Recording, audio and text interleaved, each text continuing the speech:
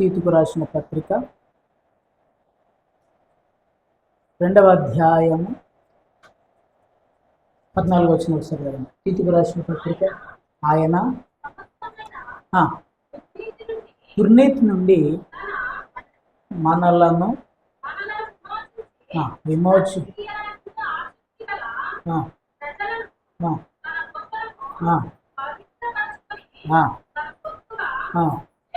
చేసుకొనుటకు తన్ను తానే మన కొరకు అర్పించుకొనెను. తన్ను తానే మన కొరకు అర్పించుకున్నాను. ప్రార్థన, అందరూ ప్రార్థన చేయండి. దేవుడు ఎందుకొరకు చనిపోయాడు అనేటువంటి విషయాన్ని తన్ను తానే మన కొరకు అర్పించుకున్నాడు. ఎందుకు అర్పించుకున్నాడు? రీజన్ ఏంటి? కొన్ని రీజన్స్ మనం ధ్యానం చేస్తున్నాం. దేవుడు మనతో మాట్లాడలాగిన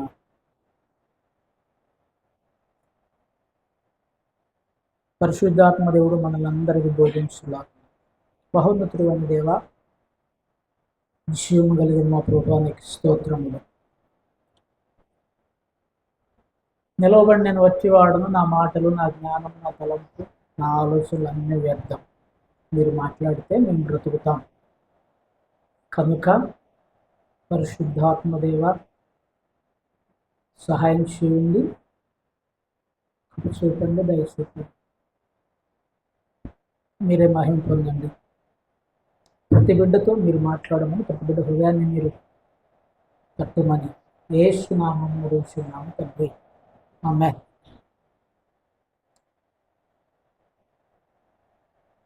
మళ్ళీ ఒకసారి చదవండి. తీతుకు రాసినటువంటి పత్రిక, సమస్తమైన దుర్నీతి నుండి మనలను విమోచించి సత్క్రియలందు ఆసక్తి గల ప్రజలను తన కోసరము పవిత్రపరచుకొని తన సొత్తుగా చేసుకొనుటకు తన్ను తానే మన కొరకు అర్పించుకొనెను. దేవుని స్తోత్రం, హల్లెలూయా. తనను తానే అనేటువంటి మాట ఇక్కడ మనకు స్పష్టంగా కనపడుతుంది. తనను తానే, తన్ను తానే మన కొరకు అర్పించుకొనెను. తన్ను తానే అంటే ఏంటిది అర్థం? తనను తానే. మనము ఒక సామెత ఉంది ఈ లోకంలో, అడగందే అమ్మైనా పెట్టదట. అడగందే అమ్మ కూడా పెట్టదు, అడగకుండా సాయం చేసేటోళ్ళు ఎవరైనా ఉన్నారా? అడగందే అమ్మ కూడా భోజనం పెట్టదు. ఆకలి అవుతుంది, మధ్యాహ్నం లంచ్ అవుతుంది, అన్నం పెట్టిందంటే అమ్మ పెడతారు. ఒకవేళ అడగనిదే అమ్మైనా పెట్టనప్పుడు అడగకుండా ఎవరైనా సాయం చేస్తారా? తన్ను తానే అంటే ఏంటిది అర్థం? తన్ను తానే అనే మాటకు అర్థం ఏంటిది అంటే, ఎవరు అడగలేదు ఇక్కడ, ఎవరు అడగలేదు, ఎవరు బలవంతం చేయలేదు, ఎవరు ఒత్తిడి చేయలేదు. స్వచ్ఛందంగా అనేటువంటి ఒక పదం ఉంటుంది. స్వచ్ఛందంగా. ఈ పదాలు జనరల్గా ఎప్పుడు వాడతారంటే,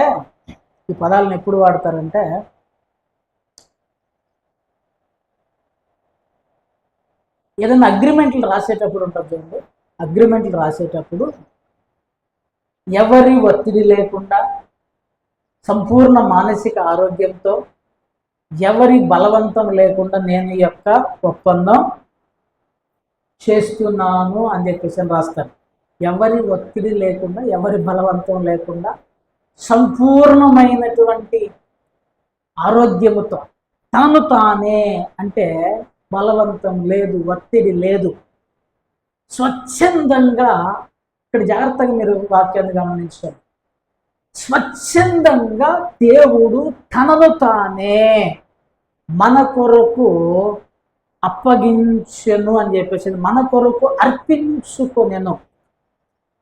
నీ కొరకు ఎవరైనా స్వచ్ఛందంగా వచ్చి, నీ అన్నదమ్ములు, బంధువులు, రక్త సంబంధికులు అయితే కొంత సాయం చేస్తారు కావచ్చు, కొంత సహాయము స్వచ్ఛందంగా వచ్చి నీ బంధువులు సాయం చేస్తారు కావచ్చు, నినదమ్ములు కానీ స్వచ్ఛందంగా కష్టాల్లో ఉంటే బాధల్లో ఉంటాయి. కానీ స్వచ్ఛందంగా వచ్చి నీ పాపమును భరించేంత పరిస్థితి ఎవరికి లేదు. మన కోసము తనను తానే మన కోసము స్వలాభము లేకుండా, ఏ లాభము లేకుండా, ఏ విధమైనటువంటి ప్రయోజనం ఆశించకుండా. నేను మీకు ఒక చక్కటి విషయం చెప్తా. ఈరోజు మన జీవితంలో నీతో అవసరం లేకుండా నీకు అంటే నువ్వు ఏ రకంగానూ ఉపయోగపడవు అంటే నీకు సాయం చేసేటోడు ఎవడు లేడు. ఇది గుర్తుపెట్టుకోండి. నీతోటి ఏ ఉపయోగం లేదు అంటే నీకు మేలు చేసేదానికి ఎవడు ఈ లోకంలో ముందుకి రావటంలో అన్నీ స్వార్థపూరితమైనటువంటి బంధాలతో మనం ఉంటున్నాం. సులాభము లేకుండా, ఏ యొక్క ప్రయోజనం ఆశించకుండా, ఇప్పుడు మన కోసం ఆయన చనిపోతే తనను తాను మన కోసం అర్పిస్తే ఏం లాభం వస్తుంది ఆయనకి? ఏం ప్రయోజనం వస్తుంది ఆయనకి? ఏం ఉపయోగం ఉన్నది ఆయనకి? మనం ఆలోచించవలసిన వారం ఉంటున్నాం. కనుక మనం ఇక్కడ జాగ్రత్తగా చూస్తే తనను తానే మన కొరకు అర్పించుకొనెను అని చెప్పేసి బైబిల్ స్పష్టంగా తెలియచేసింది. చూడండి, యోహాను శుభవార్త 10వ అధ్యాయము 15వ వచనం మనం ఒకసారి చదివితే, యోహాను శుభవార్త 10వ అధ్యాయము 15వ వచనం.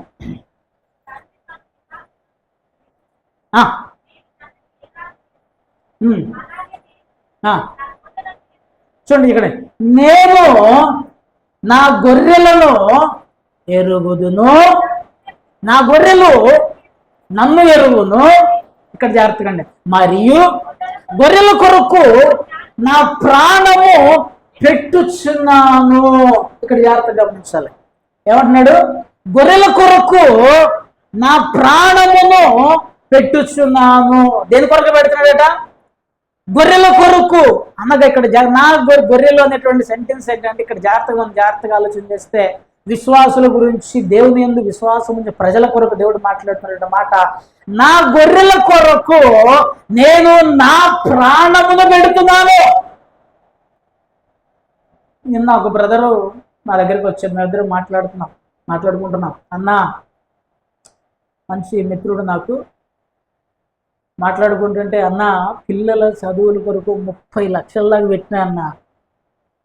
ఎన్ని లక్షల దాకా పెట్టిండట? 30 లక్షల దాకా పెట్టినా అన్న. డబ్బులు పోతూనే ఉన్నాయి, పోతూనే ఉన్నాయి అన్న. కొడుకులు కాబట్టి బయటోళ్ళకైతే పెడతాడా? వాళ్ళ పిల్లలు కాబట్టి పెడుతున్నారు. మనం కూడా మన పిల్లల భవిష్యత్తు కొరకు చేస్తాం. కానీ ఇక్కడ యేసుక్రీస్తు ప్రభువారు డబ్బు అంటే మనుషులు డబ్బులు పెట్టగలుగుతారు కానీ ప్రాణం పెట్టగలుగుతారా? మనుషులు డబ్బు పెట్టగలుగుతారు, బంగారం పెట్టగలుగుతారు, లేకపోతే ఇంకోటి ఏదో ఒక సహాయం చేయగలుగుతారు, కానీ ప్రాణం పెట్టగలుగుతారా? మనం ఆలోచించాలే. గొర్రెల కొరకు నా ప్రాణము పెట్టుదును, గొర్రెల కొరకు నా ప్రాణం తనను తానే మన కొరకు అర్పించుకొనెను. ఇక్కడ చూడండి, నా ప్రాణం, ఈ స్టేట్మెంట్ చెప్పింది యేసుక్రీస్తు ప్రభువారు. యేసుక్రీస్తు ప్రభువారు తన స్టేట్మెంట్ చెప్తూ నా ప్రాణము పెడుతున్నాను. ఏం పెడుతుండట? నా ప్రాణము పెడుతున్నాను అని చెప్పేసి అంటున్నాడు. మనం జాగ్రత్తగా ఆలోచన చేయవలసిన వారమై ఉంటున్నాం. చూడండి, మనం జాగ్రత్తగా చూస్తే బైబిల్ గ్రంథం తెలియజేసిన యెషయా గ్రంథం 53వ అధ్యాయము 10వ వచనం. యెషయా గ్రంథము 53వ అధ్యాయము 10వ వచనం. అతని నలగొట్టుటకు ఇష్టమాయను, ఆయన అతనికి వ్యాధి కలుగజేసెను, తనను తానే అపరాధ పరిహారార్థ బలి చేయగా చూచును. జాగ్రత్తగా ఇక్కడ జాగ్రత్తగా ఉందండి. అతడు ఎవరి అతడు? యేసుక్రీస్తు ప్రభువారి గురించి రాయబడినటువంటి ప్రవచనము, ముందుగానే చెప్పబడినటువంటి లేఖనము. అతడు తనను తానే అపరాధ పరిహారార్థ బలి చేయగా ఏం చేశాడట? అపరాధ పరిహారార్థ బలి. ఇది పదం చూడండి ఎట్లా, అపరాధములను పరిహరించుట కొరకు పరిహారార్థ బలి. అపరాధములను పరిహరించుట కొరకు, అప్పులను తీసివేయడానికి కాదు. హల్లెలూయా, స్తోత్రం చెప్పండి. హల్లెలూయా. అప్పులు తీసేయడానికా కాదు, అపరాధములను తీసివేయడానికి. అపరాధ పరిహారార్థం, అపరాధములు తీసివేయట కొరకు తనను తానే బలిగా చేశాడు అని చెప్పేసి అని బైబుల్ చెప్తుంది. పాత నిబంధన ఆచారం ప్రకారం మనం జాగ్రత్తగా చూస్తే లేవీయులకు రాసిన లేవి కాండము 5వ అధ్యాయంలో ఈ అపరాధ పరిహారార్థ బలి గురించి ఒక సంఘటన రాయబడి ఉంటుంది. లేవి కాండము 5వ అధ్యాయం 18వ వచనం. లేవి కాండం 5వ అధ్యాయం 18వ వచనం. కావున నీవు ఏర్పరిచిన వెల చొప్పున మందలో నుండి నిర్దోషమైన పొట్టేలును అపరాధ పరిహారార్థ బలిగా అతడు యాజకుని ఎదుగు తీసుకుని రావాలను. అతడు తెలియక పొరపాటు చేసిన ప్రతి తప్పును గూర్చి యాజకుడు అతని నిమిత్తము ప్రాయశ్చిత్తము చేయగా అతనికి క్షమాపణ కలుగు. ఇది ఓల్డ్ టెస్టిమెంట్. పాత నిబంధనలో అపరాధముల కొరకు వారు మేకను కానీ గొర్రెను కానీ ఏదో ఒకటి దాన్ని తీసుకుని వస్తే యాజకుడు అతని నిమిత్తము ప్రాయశ్చిత్తము చేయగా. జాగ్రత్తగా ఆలోచన చేయండి ప్రియమైన బిడ్డలారా. మనము సిలువను చాలా తక్కువగా అంచనా వేస్తాం. సిలువ తక్కువది కాదు. సిలువ లేకపోతే మనకు విలువ లేదు.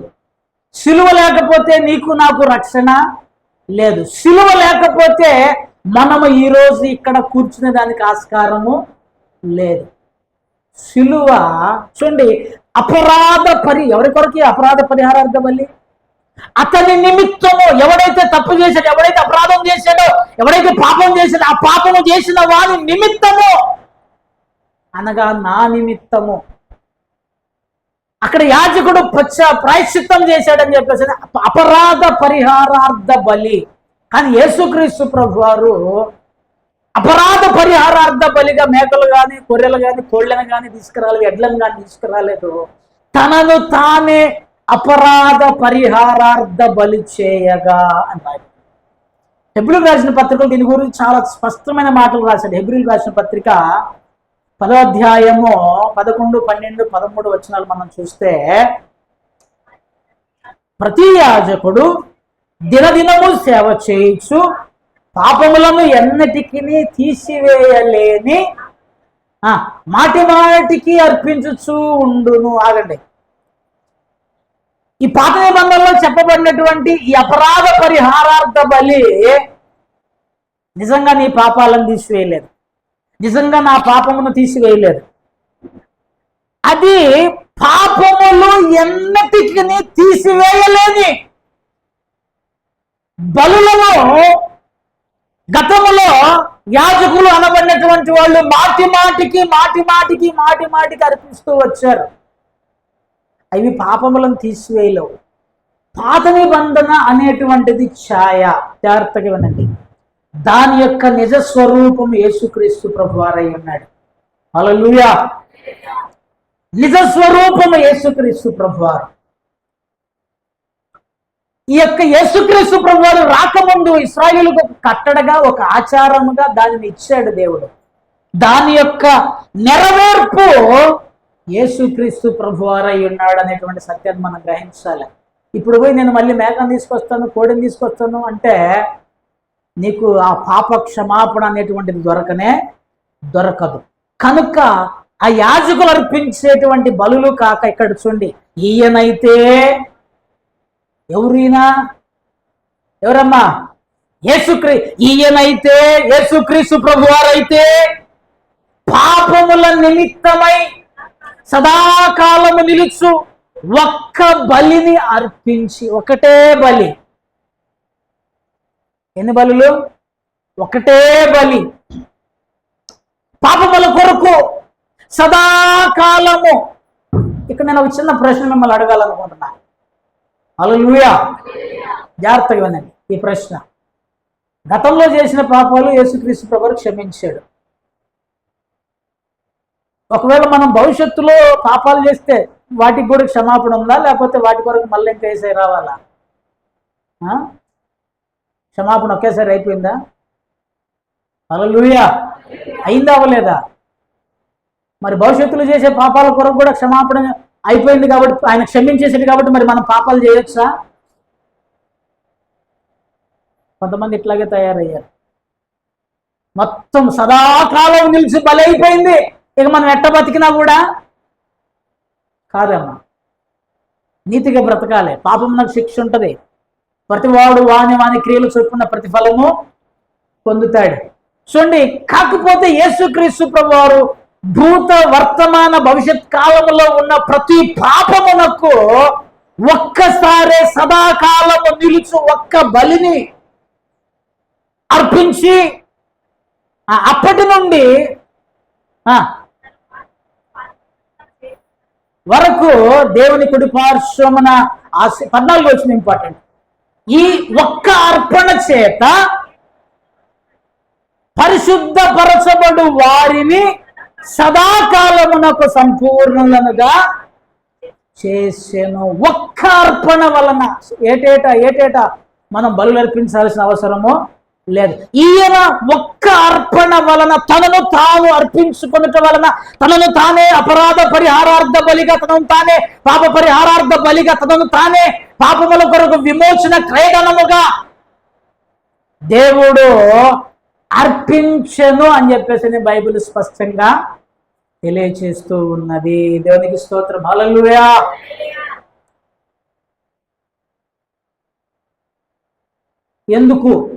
ఎందుకు తనను తాను అర్పించాడు? ఇది మళ్ళా ప్రశ్న. మొదటిది మనందరికి అర్థమైంది కదా, యేసుక్రీస్తు ప్రభువారు తనను తాను మన కొరకు అర్పించెను అని రాయబడింది. ఎందుకొరకు అర్పించాడు? ఎందుకొరకు అక్కడే రాయబడింది. తీతుకు రాసిన పత్రిక 2వ అధ్యాయము 14వ వచనం ఏమని రాయబడింది అక్కడ? ఆయన సమస్తమైన దుర్నీతి నుండి మనలను విమోచించి. రండి, గుర్తుపెట్టుకోండి, యేసుక్రీస్తు ప్రభువారు చేసిన పని, ఆయన నిత్యము వేలాదూతలతో పరిశుద్ధుని పొగడబడటం విడిచిపెట్టక ఇక్కడికి రాలే. మన కోసము జాగ్రత్త. సమస్తమైన దుర్నీతి నుండి. సమస్తమైన దుర్నీతి అంటే ప్రతి విధమైన పాపము, ప్రతి విధమైన అతిక్రమము. ఇక్కడ చాలా మంది ఏం చేస్తారంటే సగము లోకములో సగము పాప జీవితము, సగము ఆత్మ సంబంధమైన జీవితం జీవించడానికి ప్రయత్నం చేస్తారు. సగము లోక సంబంధమైన జీవితము, సగము ఆత్మ సంబంధమైన జీవితం, లేదా కొంత ఎక్కువ కొంత తక్కువ. సింపుల్గా చెప్పాలంటే నులివెచ్చగా ఉంటారు. ఎట్లుంటారు నులివెచ్చగా అంటే?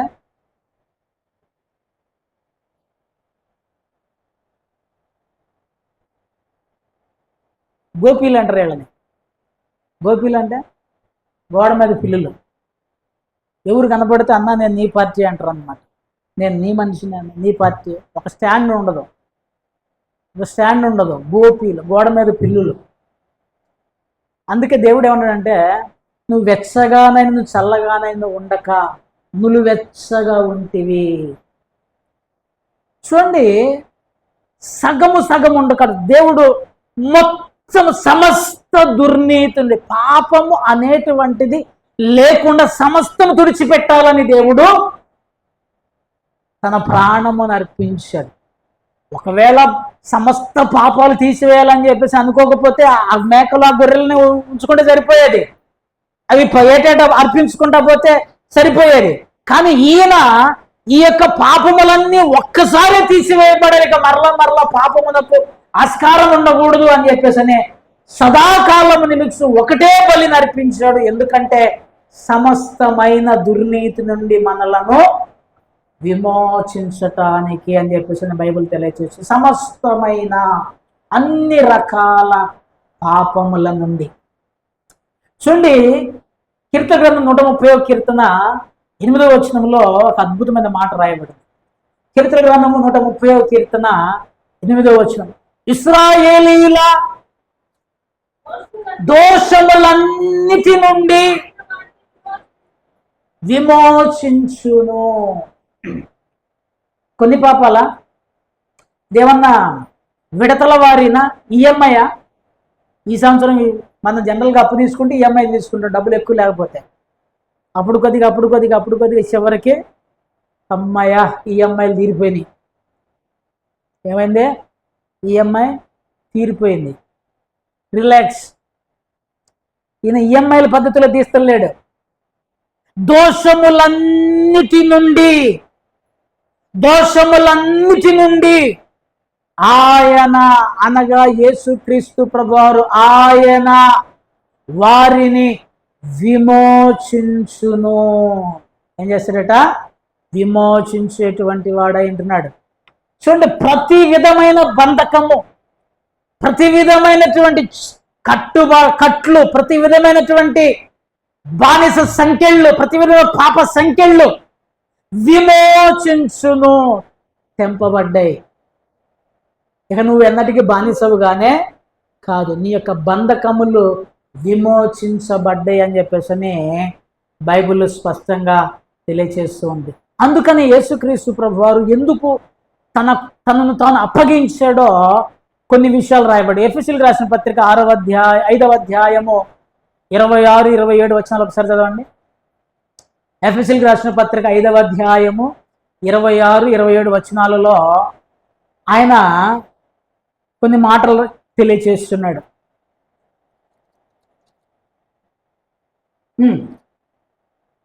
25 నుంచి పురుషులారా ప్రేమించుడి. ఇక్కడ కళంకమైనను ముడత అయినను లేక పరిశుద్ధమైనది గాను నిర్దోషమైనది గాను మహిమ గల సంగము గాను దానిని నిలబెట్టుకొనవలెనని దానిని పవిత్రపరిచి పరిశుద్ధపరచుటకై దాని కొరకు తన్ను తాను అప్పగించుకోను. హల్లెలూయా. దాని కొరకు, దేని కొరకు? దాని కొరకు, దేని కొరకు? హల్లెలూయా. దేని కొరకు అప్పగించుకున్నాడమ్మా?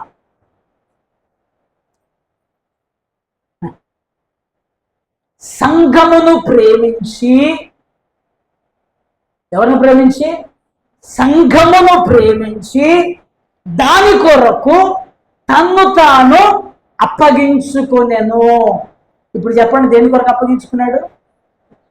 సంగమ కొరకు. దేని కొరకు అప్పగించుకున్నాడు? సంఘం అంటే నేను. నా కొరకు దేవుడు తనను తాను అప్పగించుకున్నాడు. ఎందుకు అప్పగించుకున్నాడు? ఇది మన క్వశ్చన్. ఫస్ట్ నుంచి మనమే చూస్తున్నాం. సమస్తమైన దుర్నీతి నుండి మనలను విమోచించి. ఇక్కడికి వచ్చేసరికి కొన్ని క్వాలిటీస్ చెప్పాడు. సంఘము అనగా నువ్వు నేను ఎలా ఉండాలని దేవుడు తను అప్పగించుకున్నాడు. సంఘము అది అనగా సంఘము కళంకమైనను ముడత అయినను అట్టిది మరి ఏదైనను లేక పరిశుద్ధమైనదిగా. హల్లెలూయా. ఎవరు పరిశుద్ధమైనదిగా ఉండాలి? దేవుడా. సంఘం అంటే నువ్వు. అర్థమవుతుందా నేను చెప్పేది? పరిశుద్ధమైనది కండిషన్స్ ఉన్నాయి ఇక్కడ. తనను తాను అప్పగించుకుని ఉట్టికి అప్పగించుకోలే. ఎందుకు అప్పగించుకోవడం? కొన్ని కండిషన్స్ ఉన్నాయి అక్కడ. సమస్తమైన దుర్నీతి నుంచి విమోచించడానికి అనగా నేను పరిశుద్ధమైనదిగా. పరిశుద్ధమైనది అంటే ఇక్కడ 2 కండిషన్స్ ఉన్నాయి. కళంకము, ముడత. కళంకం అంటే ఏంటిది? హల్లెలూయా. ఎందుకన్నా ఊరికి అట్లా అడుగుతావు? టకటక చెప్పేసి అయిపోతుంది కదా. కళంకం. ఈ పదం మనకు అర్థం కావాలంటే పేపర్ చదివితే అప్పుడప్పుడు అర్థమవుతుంది. మనకు పేపర్ అంటే ఏంటిదో తెలియదు. ఎవడన్నా తప్పులు లంచాలు తీసుకుంటూ దొరికిపోయారు అనుకో, అప్పుడేం రాస్తారంటే కళంకిత అధికారులు, కళంకిత మంత్రులు, కళంకిత స్కాములు చేసిన వాళ్ళకి కళంకం అంటారు. కళంకము కళంకము అనేటువంటి పదానికి అర్థము పరిశుద్ధత మీద, పవిత్రత మీద మరకట, మచ్చ. పరిశుద్ధత మీద, పవిత్రత మీద మచ్చ లేదా మరక, క్యారెక్టర్ మీద మచ్చ, పవిత్రత మీద మచ్చ. సంఘము అనగా నువ్వు నేను మన క్యారెక్టర్ మీద, మన పరిశుద్ధత మీద ఏ మరక కానీ మచ్చ కానీ ఉండటానికి వీలు లేదు. ముడత అంటే దగ్గి, ముడత ఎక్కడ వస్తుంది?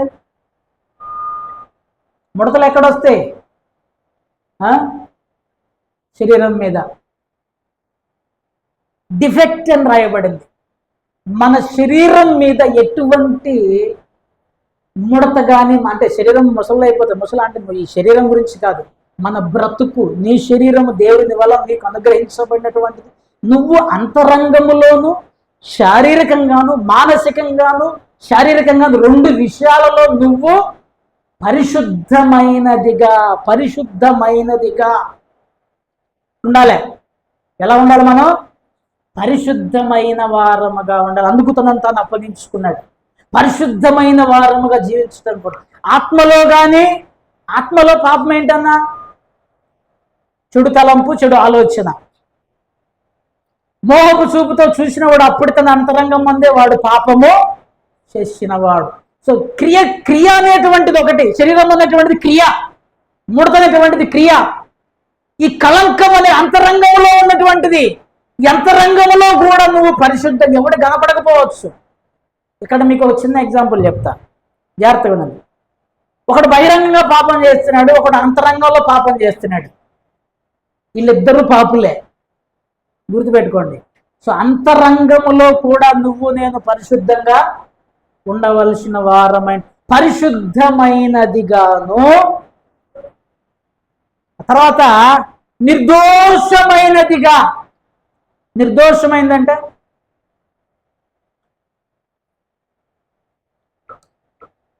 దోషము లేని సంఘముగా, దోషము లేని మనిషిగా, దోషము లేని వ్యక్తిగా. రండి కొన్ని మాటలు మీకు చూపిస్తా. ఎఫెసీయులకు రాసిన పత్రిక 1వ అధ్యాయం 4, 5, 6 వచనాల్లో దేవుడు నిన్ను జగత్తు పునాది వేయబడక ముందుకే ఏర్పరచుకున్నాడని అంటే మస్తు ఆనందం అనిపిస్తుంది. ఎట్లనగా తన ప్రియుని యందు మహిమకు కీర్తి కలుగునట్లు తన చిత్త ప్రకారమైన దయా సంకల్పము చొప్పున యేసుక్రీస్తు ద్వారా స్వీకరించుటకై మనలను ముందుగా తన కోసము నిర్ణయించుకొని మనము తన ఎదుట పరిశుద్ధులమును నిర్దోషులమును ఉండవలెనని మునిపే ప్రేమ చేత ఆయన క్రీస్తులో మనలను ఏర్పరచుకోలేము. జాగ్రత్తగా వినండి, నకలు చూడండి. హల్లెలూయా, హల్లెలూయా. ఇప్పుడు మనం ఎట్లా ఉండాలట? మనకి అక్కడ జగత్తు పునాది వేయబడక మునిపే, అనగా ఈ సృష్టి ఆరంభమునకు ముందే దేవుడు నిన్ను నన్ను ఏర్పరచుకున్నాడు. అనగల్లోనే అబ్బా దేవుడు నన్ను అప్పటి నుంచి ఎరిగి ఉన్నాడు, అప్పటి నుంచి తెలుసుకున్నాడు, అప్పటి నుంచి ఏర్పరచుకున్నాడు అని చాలా సంతోషపడతావు. కానీ ఎందుకు ఏర్పరచుకున్నాడు? ఇది చాలా ప్రాముఖ్యమైనది. ఏర్పరచుకున్నది నిజమే, ఎందుకు ఏర్పరచుకున్నాడో కూడా నువ్వు నేను ఎరిగి ఉండాలి. చూడండి, మనము తన ఎదుట, ఎవరి ఎదుట? దేవుని ఎదుట. గుర్తుపెట్టుకో, నువ్వు ఒక రోజుకు నేను ఒక రోజుకి ఆయన ఎదుట నిలబడాలి. నువ్వు అనుకుంటున్నావు ఏం కాదు, ఏం లేదు, ఏం జరిగా, ఏం పోయింది, ఎవడు చూశాడు, ఎవడు వచ్చాడు, ఎవడు పోయాడు. చాలా మందికి ఇదే ఉంటది, ఎవడొచ్చాడు, ఎవడు చూశాడు, ఎవడు పోయాడని. ఎవరు వచ్చారు, ఎవరు చూశారు, ఎవడు పోయాడు, ఎవడు రాలేదు తర్వాత సంగతి. కానీ ఖచ్చితంగా ఒక రోజు అనేటువంటిది ఉంది. ఆ రోజు నువ్వు నేను ఆయన ఎదుట నిలబడాలి. నిలవబడిన రోజు ఎలా నిలవబడాలి? పరిశుద్ధులమును నిర్దోషులమునై ఉండవలెనని ఆయన ఎదుట నిలబడ్డప్పుడు నువ్వు ఏ దోషము లేనివానిగా, నేను ఏ దోషము లేనివానిగా, నిర్దోషమైన వారముగా. అదేందన్నా ఇన్ని తప్పులు చేస్తుంటే దోషం లేని వాళ్ళకి ఎక్కడ ఉంటామన్నా? అందుకే కదమ్మా మన దోషముల కొరకు మనం చెయ్యలేనటువంటి కార్యము యేసుక్రీస్తు ప్రభువారు చేసి మన దోషములను పరిహరించినటువంటి వాడు కనుక నువ్వు ఆ రక్తములో కడగబడిన నువ్వు ఆయన ఎదుట గుర్తుపెట్టుకో ఆయన ఎదుట మనం నిలబడవలెనని. దోషులంగా నిలబడితే దానికి ఆన్సర్ ఉంది. ఎడం పక్కగా నెడతాడు. దోషులంగా నిలబడితే ఎడం పక్కగా నెడతాడు. ఇప్పుడు గొర్రెల మేకల మందులోకి పోయినప్పుడు కొనుక్కోవడానికి పోయినప్పుడు మంచిదాన్ని కొనుక్కుంటారా లేకపోతే పాడైపోయిందని కొంటారా? పొద్దునే టీవీ చూశాను నేను. హైదరాబాద్లో కుళ్ళిపోయినటువంటి యూపీ నుంచి తెచ్చి తలకాయలు, మేకలు, కోళ్ళు, కాళ్ళు మొత్తం యూపీ నుంచి ఫ్రిడ్జ్లో వేసి అమ్ముతాండ్రట. ఇక నాకు అనిపించింది భవిష్యత్తులో బయట హోటల్కి పోయినప్పుడు నాన్ వెజ్ తినడానికి వీలు నాన్ వెజ్ అనేటువంటిది ముట్టుకోకూడదండి ఈ సైడ్ అని. ఎందుకు? దోషం ఉన్నటువంటిది పనికిరాని బట్టకొచ్చేస్తాను. ఇక్కడ నేనేం చెప్తున్నా అంటే నువ్వు నేను దోషం ఉన్నటువంటి దాన్ని తీసి బైబిల్లో మీరు 25వ అధ్యాయం మత్తయి సువార్త 25వ అధ్యాయం తర్వాత చదువుకోండి. దేవదూతలు వచ్చి ఎడం పక్కకు కొంతమందిని, కుడి పక్క కొంతమందిని వేరుపరిచారని రాయబడింది. ఎడం పక్క ఉన్న బ్యాచ్ అంతా దోషం ఉన్నటువంటి వాళ్ళు. సో నువ్వు నేను దోషము లేని వారముగా, నిర్దోషమైనటువంటి వారముగా, సంఘములో ఉన్న ప్రతి ఒక్కరూ నిర్దోషులముగా ఉండవలెనని ఆయన మనల్ని ఏర్పరచుకున్నాడు అని చెప్పేసి బైబిల్ తెలియచేస్తూ ఉన్నది. దేవునికి స్తోత్రం. హల్లెలూయా. కొలసీలకు రాసిన పత్రిక 1వ అధ్యాయం 22వ వచనం కూడా రండి. కొలసీలకు రాసిన పత్రిక 1వ అధ్యాయం 22వ వచనం. తన సన్నిధిని పరిశుద్ధులుగాను, నిర్దోషులను గాను, నిరపరాధులను గాను నిలవబెట్టుటకు ఆయన మాంసయుక్తమైన దేహమందు మరణము వలన ఇప్పుడు మిమ్మును సమాధానపరచెను. ఆయన మాంసయుక్తమైన దేహమందు ఆయన శరీరముతో వచ్చినప్పుడు ఆ మాంసముతో కూడిన ఆ శరీరము మీద మరణమును అనుభవించుట ద్వారా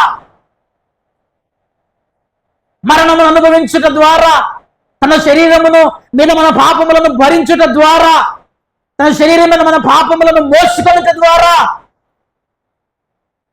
తన సన్నిధిని పరిశుద్ధులుగా, నిర్దోషులుగా, నిరపరాధులుగా మనలను నిలవబెట్టుటకు తన దేహమందు మరణమును అనుభవించాడు. ఎంత భయంకరమైన శిక్షను అనుభవించాడు చూడండి. దేవుని బిడ్డలారా, మనం ఆలోచించవలసిన వారమై ఉంటున్నాం. దేవుని సన్నిధిలో నిర్దోషులముగా ఉండవలసిన వారం ఉంటున్నాం. ఎలా ఉండాలి మనం చెప్పండి? హల్లెలూయా. నిర్దోషులముగా, కళంకమైనను ముడత అయినను అట్టిది మరి ఏదైనను లేక పరిశుద్ధమైనదిగా, నిర్దోషమైనదిగా, తర్వాత మహిమగల సంఘముగా. దేవునికి స్తోత్రం చెప్పండి. హల్లెలూయా, హల్లెలూయా. నువ్వు నేను ఆయన ఎదుట నిలబడ్డప్పుడు మనము మహిమ కలిగిన వారముగా, మహిమను పొందుకునే వారముగా, మహిమలో నుండి అధిక మహిమలోకి మనం ప్రవేశించే వారముగా, మహిమ కలిగిన సంఘముగా. చూడండి ప్రేమికులారా, మనము ఉండవలెనని. చూడండి యెషయా గ్రంథం 60వ అధ్యాయం 15వ వచనంలో ఇశ్రాయేలు గురించి రాయబడిన మాట. యెషయా గ్రంథము 60వ అధ్యాయము 15వ వచనం. నీవు విసర్జింపబడుటను బట్టియు ద్వేషింపబడుటను బట్టియు నీ మార్గమున దాటిపోవుట లేదు. నిన్ను శాశ్వత శోభాతిశయముగాను రండి. ఇంతకుముందు ఎట్లుందట? విసర్జించబడినటువంటిది, ద్వేషింపబడినటువంటిది. దానిని బట్టి ఎవడు నీ మార్గమును కూడా దాటిపోతలేడు, ఆ దారిని కూడా ఎవడు వస్తలేడు. ఇది ఎగ్జాక్ట్ మనకు సరిపోతుంది. క్రీస్తులోనికి రాకముందు, క్రీస్తు రక్తములు కడగబడక ముందు, క్రీస్తు బిడ్డగా మార్చబడక ముందు విసర్జింపబడిన వారముగా, తోలివేయబడిన వారముగా, వెలివేయబడిన వారముగా, ఎందుకు ఉపయోగకరము లేని వారముగా, ద్వేషించబడిన వారముగా, అసహించుకోబడిన వారముగా మనల్ని చూస్తే అబ్బాయి వీడు వేస్ట్ గాడు అనేటువంటి స్థితిలో మనం బ్రతుకుతూ ఉన్నప్పుడు, మన దగ్గరికి ఎవడు రానప్పుడు, మన జీవితంలోనికి ఎవరు సహకరించినప్పుడు, మన బ్రతుకులోనికి ఎవరు సహకరించినప్పుడు, దేవుని యొక్క బిడ్డగా మారిన తర్వాత దేవుడు అటువంటి నిన్ను శాశ్వత శోభాతిశయముగా, హల్లెలూయా, శోభ అంటే మహిమ, అతని శోభ వర్ధిల్లుతున్నది. శోభాతిశయముగా ఒక పుస్తకంలో చదివా, ఈ పాట ఉంటుంది, శోభాతిశయముగా చేసితివి నన్ను అనేటువంటి ఒక శరణం ఉంటుంది. ఆ టైపు కొట్టి వాడు ఏం కొట్టాడు తెలుసా? శోభాతిశయముగాని కొట్టాడు. శోభ అంటే బాధ, ఏడుపుల అతిశయమట. వరే నాయన చెప్పి నేను దాన్ని రుద్దిన మళ్ళీ. శోభాతిశయం ఒకప్పుడు శోభాతిశయమే, కానీ దానిని మహిమ కలిగిన వారముగా, శోభాతిశయముగా, బహుతరములకు సంతోష కారణముగాను ఆయన మనలను చేశాడు అని చెప్పేసి బైబిల్ స్పష్టంగా తెలియచేస్తున్నది. ఇర్మియా గ్రంథం 33వ అధ్యాయము 9వ వచనం. ఇర్మియా గ్రంథము 33వ అధ్యాయము 9వ వచనం. భూజనులందరి ఎదుట వారు నాకిష్టమైన పేరుగాను, స్తోత్ర కారణముగాను, ఘనతాస్పదముగాను ఉందురు. ఎట్లుంటారట మనం?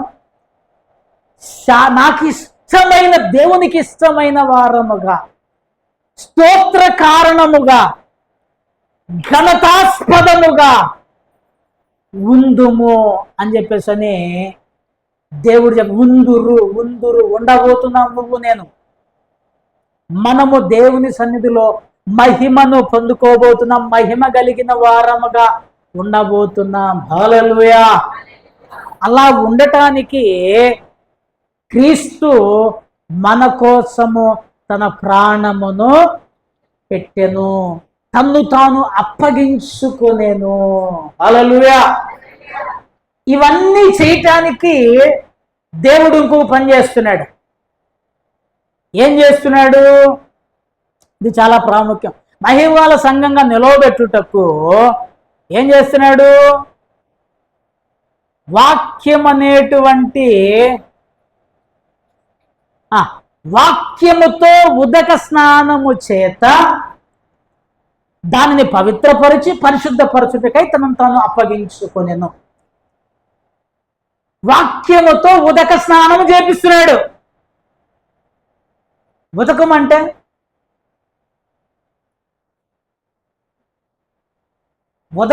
ఏంటిది? ఉదక స్నానము. ఉదకం అంటే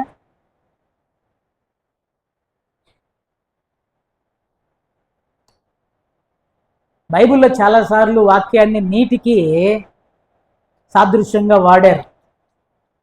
ఉదక స్నానము, ఉదకము అనగా నీరు.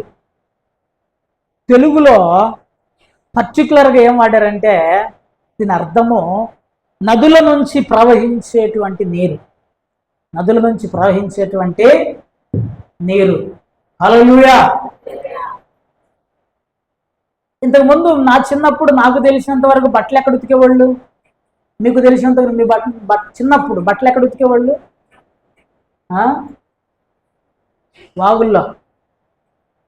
వాగుల్లోనే ఉతికారు.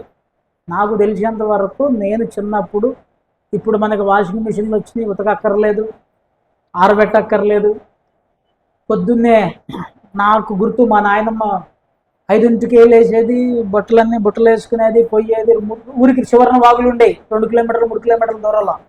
వాగులకు పోయేవాళ్ళు, ఉతుక్కునేవాళ్ళు, మళ్ళా తడి బట్టలను నెత్తి మీద పెట్టుకుని ఇక్కడికి వచ్చేవాళ్ళు. ఇప్పుడు ఎట్లా అయిపోయిందో తెలుసా మన పరిస్థితి? వాషింగ్ మిషన్లో బట్టలు వేయడానికి కూడా మనకి ఇబ్బంది అయిపోతుంది. అసలు మనం అప్పుడు అందుకే వాళ్ళు 70-80 సంవత్సరాలు బతికారు. పొద్దున్నే 3 కిలోమీటర్లు పోయి ఉతికి పిండి ఆరబెట్టి ఆ పారే నీళ్ళల్లో జాడిచ్చి మళ్ళీ తెచ్చేవాళ్ళు.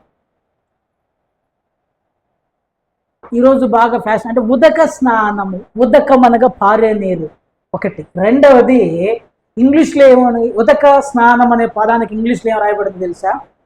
వాషింగ్ వాటర్ అట. కడిగేటువంటి నీళ్ళు, శుభ్రం చేసేటువంటి నీరు అని రాయబడింది. శుభ్రం చేసేటువంటి నీరు. కనుక ఈ శుభ్రం చేసే నీళ్ళు ఇప్పుడు మన దగ్గర ఉన్నటువంటి నీళ్ళు అన్ని కడుక్కోవడానికే కాదు, వాక్యం అనే నీటితో. మన ఇంట్లో ఉన్నటువంటి నీళ్లు, ట్యాపులో ఉన్న నీళ్లు కడుక్కుంటే కాళ్ళు చేతులు శుభ్రం అవుతాయి, శరీరం శుభ్రం అవుతుంది. మన అంతరంగం శుభ్రం కావాలి, మన బ్రతుకు శుభ్రం కావాలంటే వాక్యం అనే నీరు. అందుకనే వాక్యముతో ఉదక స్నానము చేత, వాక్యముతో ఉదక స్నానము చేత దానిని పవిత్రపరిచి పరిశుద్ధపరచుటకై తనను తాను అప్పగించుకొనేను అని రాయబడింది. చూడండి, ఇర్మియా గ్రంథంలోనే 23వ అధ్యాయం 29వ వచనంలో ఒక అద్భుతమైన మాట రాయబడింది. ఇర్మియా గ్రంథము 23వ అధ్యాయము 29వ వచనం. నా మాట అగ్ని వంటిది కాదా, బండను బద్దలు చేయు సుత్తి వంటిది కాదా? చాలు.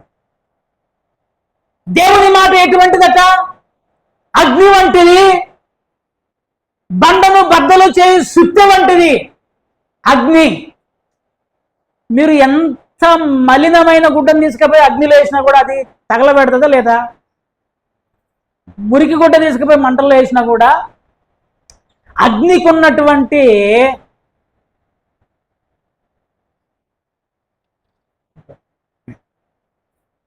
ఆడు ట్యాంక్ అటు తీసుకుపోతున్నాడు, సెప్టిక్ ట్యాంక్ అటు పట్టకపోతున్నాడు. చూడుకో, పరిగెత్తు, చివరికి వెళ్ళి సురేష్ పో.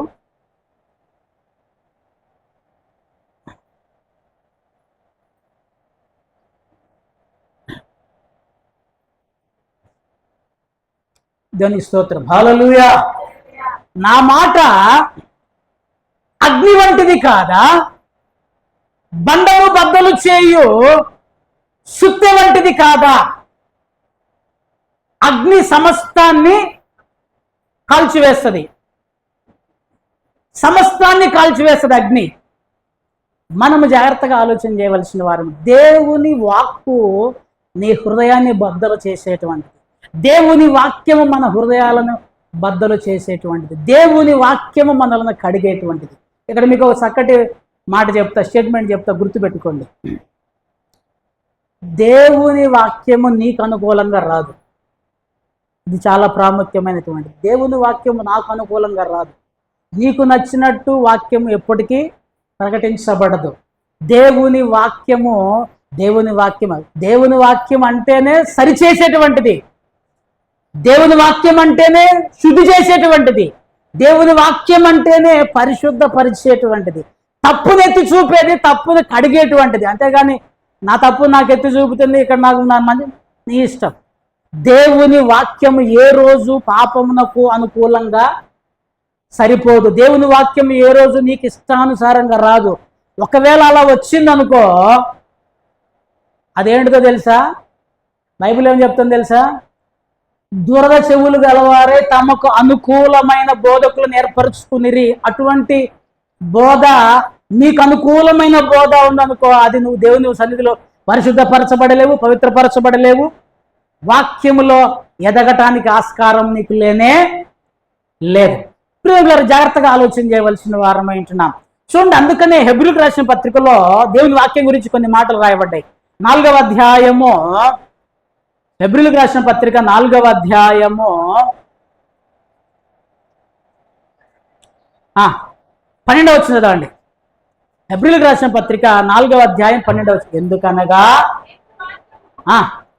సజీవమై బలము గలదై రెండంచులు గల ఎటువంటి ఖడ్గము కంటెను వాడిగా ఉండి ప్రాణాత్మలను కీళ్లను మూలుగను విభజించినంత మట్టుకు దూరుచు హృదయం యొక్క తలంపులను ఆలోచనలను శోధించుచున్నది. హల్లెలూయా. ప్రాణాత్మలను కీళ్లను మూలుగను. కీళ్ళు మూలుగా ఏంటిది? అసలు ఎవడన్నా రెండింటిని విడదీయగలుగుతారా? ఆస్కారం ఉంటుందా? ఇక విడదీయాలంటే ఎప్పుడు విడదీయగలుగుతామంటే ఇక మొత్తం అయిపోయిన తర్వాత బాగా మంట పెట్టి టకటక్ కొడితే అప్పుడు కానీ అవి రెండు విడిపో. కీళ్లను మూలుగను విభజించునంత మట్టుకు విభజించినంత మట్టుకు దూరుచు. ఆ రెండింటిని విడగొట్టగలిగినటువంటి అంత షార్ప్గా ఉంటుందట. అది ఒక పక్క, అది ఒక అలంకారంగా చెప్పబడింది. అసలు పాయింట్ ఇక్కడ హృదయం యొక్క తలంపులను ఆలోచనలను శోధించుచున్నది. ఏం శోధిస్తున్నది? వాక్యం. హృదయం యొక్క తలంపులను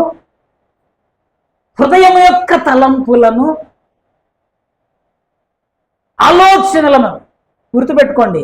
పక్కనున్న వారికి కూడా హృదయంలో ఉన్నటువంటి సంఘటన తెలియదు. పక్కనున్నటువంటి వారికి కూడా మొన్న బాగా ఫేమస్ అయిన ఒక మర్డర్ మనం చూసినాం, జగిత్యాల అనుకుంటా. ఏం పేరు ఉందా అన్న పేరు? పాపం వైష్ణవినా?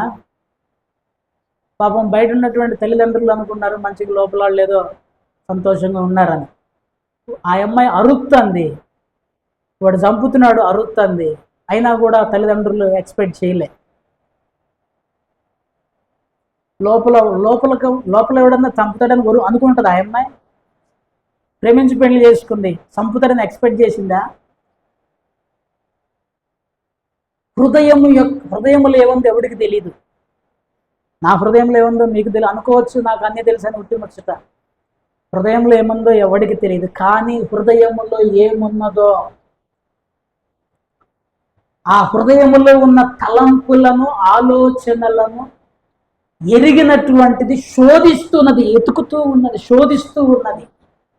అందుకనే సీమోను ఆ పాపాత్మురాలని చూసి లోపలికి నిజముగా ప్రవక్త అయిన ఎడల ఇటువంటి పాపాత్మురాలు తనను ముట్టుకుంటుంటే ఏం చేస్తున్నాడు అనుకున్నప్పుడు తనలో తాను అనుకున్నాడని, హృదయంలో అనుకున్నాడని బైబిల్లో రాయబడింది.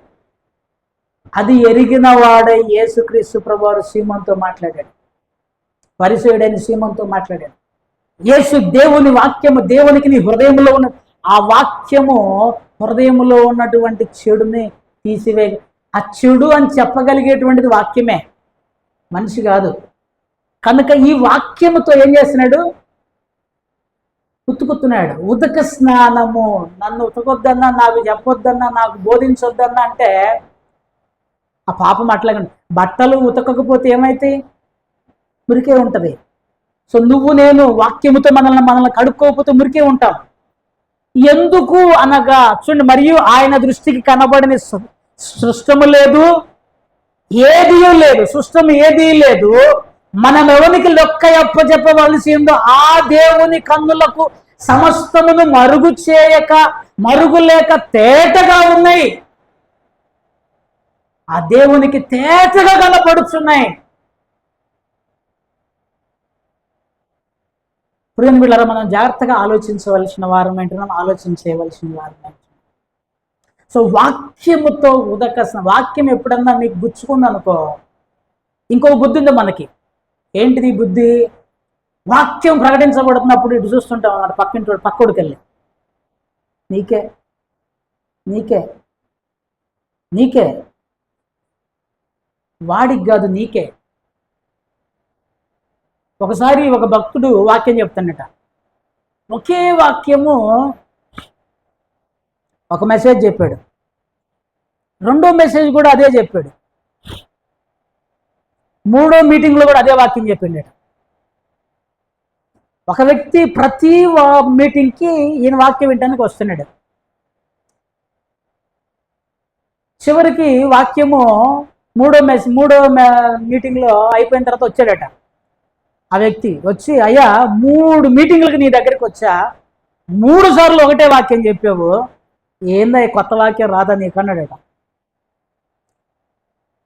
అరే నేను కూడా ప్రార్థన చేస్తున్నా, 3 సార్లు ఇదే వాక్యం ఎందుకు చెప్పాల్సి వచ్చింది, ఎందుకు చెప్పాల్సి వస్తుందని. ఆ వాక్యం నీ కొరకేరా, నువ్వు ఇంకా మారలేదు కాబట్టి నీ కొరకు 3 సార్లు వాక్యం వచ్చింది, నువ్వు మారతలేవు కాబట్టి నీ కొరకే వాక్యం దేవుడు 3 సార్లు ప్రకటించాడు, ఇకనైనా మారు, కొత్త వాక్యం చెప్తాను. దేవుని వాక్యము మనల్ని మార్చేటువంటిది. చాలా మంది ప్రయోజనం ఆ వాక్యానికి చెవి ఎగ్గొట్టలేరు, వాక్యానికి చెవినివ్వటం లేరు. మనకి నచ్చినట్టు దేవుని వాక్యం ఏ రోజు ఉండదు. నాకు నచ్చినట్టు నేను అనుకుంటా, నేను ఏదో చెప్పాలనుకుంటా, కానీ దేవుని వాక్యం నేను అనుకున్నట్టు చెప్తే అది దేవుని వాక్యంగానే కాదు, నా ఇష్టం. కనుక ప్రియులారా, దేవుని వాక్యము ఎందుకు అంటే అది మూలుగల వరకు వెళ్ళి విభజించి నిన్ను పరిశుద్ధపరిచేటువంటిది. నేను మీకు మరలా చెప్తున్నా, ఈ మాట గుర్తుపెట్టుకోండి. ఒక స్వస్థతతో దేవుణ్ణి అంగీకరించిన వానికంటే, ఈ మాట జాగ్రత్తగా ఉందండి, స్టేట్మెంట్ జాగ్రత్తగా ఉంది. ఒక స్వస్థత జరిగినప్పుడు దేవుణ్ణి అంగీకరించిన వానికంటే ఒక వాక్యము హృదయంలో గుర్చుకోవటం వల్ల వాక్యము చేత పట్టబడిన వాడు తొందరగా తప్పులో పడ్డాడు. ఈ మాట గుర్తుపెట్టుకోండి. మీరు ఎక్కడికైనా పోయి పరిశీలన చేయండి. వాడికి ఒక మేలు జరిగినప్పుడు దేవుణ్ణి అంగీకరించిన వాడు త్వరగా జారిపోవడానికి ఆస్కారం ఉంటుంది. కానీ వాక్యము చేత పట్టబడిన వాడు తొందరగా జారిపోడు. ఎందుకో తెలుసా? ఆ వాక్యము వాడు పై విషయాల మీద ఆధారపడి వాక్యము వాని హృదయంలోనికి వెళ్ళి గ్రహించి వాడిని కడిగి దాన్ని శుభ్రపరిచి వాడు దేవునిలోనికి వచ్చిన వాడు ఉంటాడు. కనుక వాడు కొన్ని రోజులు ఎక్కువ రోజులు స్థిరంగా ఉండేదానికి ఆస్కారము ఉంటూ ఉన్నది. కనుక మనము వాక్యము మీద వాక్యములో కడుగబడదాం. వాక్యము మనల్ని కడుగుతున్నప్పుడు, వాక్యము మనల్ని సరిచేసినప్పుడు, వాక్యముతో నీ తప్పునెత్తు అంటే నిన్ను పవిత్రపరిచేది, పరిశుద్ధపరిచేటువంటిది ఏంటిది? వాక్యముతో ఉదక స్నానము చేత దానిని పవిత్రపరిచి పరిశుద్ధపరిచి. మరి నాకు ఈ వాక్యం వద్దంటే నువ్వు పవిత్రత ఎక్కడ వస్తుంది, పరిశుద్ధత ఎక్కడ వస్తుంది? ఆలోచన చేయవలసి. ఇవన్నీ ఎందుకు చెప్పాడు? 12వ అధ్యాయం ఎందుకనగానే మొదలు పెట్టాడు. 12వ వచనంలో ఎందుకనగా అన్నాడు. అవునా? ఎందుకు 11వ వచనం చదివితే వెళుతుంది మనకి. చదవండి, 11వ వచనం చదవండి. మరియు లేదమ్మా 11వ వచనం చదువు. 11 కాబట్టి అవిధేయత వలన వారు పడిపోయినట్లుగా మనలో ఎవరినో పడిపోకుండా ఆ విశ్రాంతిలో ప్రవేశించుటకు జాగ్రత్త పడదము. ఎందుకనగా అన్నాడు. అర్థమైందా? అసలుకి ఒక బ్యాచ్ విశ్రాంతిలో ప్రవేశించకుండా పడిపోయారు. మనము కూడా ఆ విశ్రాంతిలో ప్రవేశించకుండా పడిపోతావేమో. జాగ్రత్తగా ఉండు, జాగ్రత్త పడు. నువ్వు ఆ విశ్రాంతిలో ప్రవేశించకుండా ఆపేటువంటిది ఏంటిది? మన క్యారెక్టర్. ఏమాపుతుంది? నేను పరిశుద్ధంగా బ్రతికాను అనుకో, ఖచ్చితంగా వెళ్తా. పరిశుద్ధంగా లేకుండా అపవిత్రంగా వాళ్ళలాగా నేను సణిగి గొణిగి దేవుని మీద ఆయాసంగా బ్రతికాను అనుకో, ఖచ్చితంగా జారిపోతా, గొడవ పడతా. కనుక దీన్ని డిసైడ్ చేసేది ఎవరు? దేవుడు. దేవునికి మనం ఎవరికి లెక్క ఒప్పచెప్పవలెనో ఆయన కన్నులకు, ఆ దేవుని కన్నులకు సమస్తము తేటగా కనబడుచున్నాయి. కనుక ఈ వాక్యం మన హృదయంలోనికి వెళ్ళి హృదయంలో తలంపులను పరిశోధిస్తున్నది. కనుక నువ్వు నేను పరిశుద్ధంగా వాక్యములో కడగబడి వాక్యానుసారమైన జీవితము జీవించుదము. లేకపోతే వాళ్ళు పడిపోయినట్లు మనం కూడా పడిపోవలసి ఉంటుంది. కనుక మనము జాగ్రత్తగా ఆలోచన చేయవలసిన వారమైంటున్నా. నేను ముగిస్తున్నాను ప్రియమైన బిడ్డలారా. చూడండి, మనం ఇప్పటి వరకే నేర్చుకున్నాం. చూడండి, దేవుడు తనను తానే మన కొరకు అర్పించుకొనెను. ఏం చేశాడు? తనను తానే మన కొరకు అర్పించుకున్నాడు. రెండవది దేని కొరకు అర్పించుకున్నాడు? సమస్తమైన దుర్నీతి నుండి మనలను విమోచించటానికి తనను తాను అర్పించుకున్నాడు. ఏంటిది సమస్తమైన దుర్నీతి?